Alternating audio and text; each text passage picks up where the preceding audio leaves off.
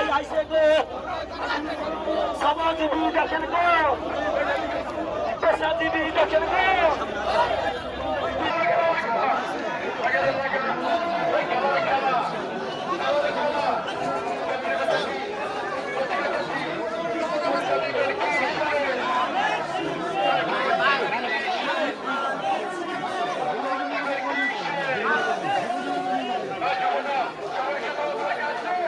আগামী 12ই ফেব্রুয়ারি জাতীয় সংসদ নির্বাচনে আপনারা সবাই সকাল সকাল ভোট কেন্দ্রে যাবেন, গিয়ে ধানের শীষে ভোট দিবেন।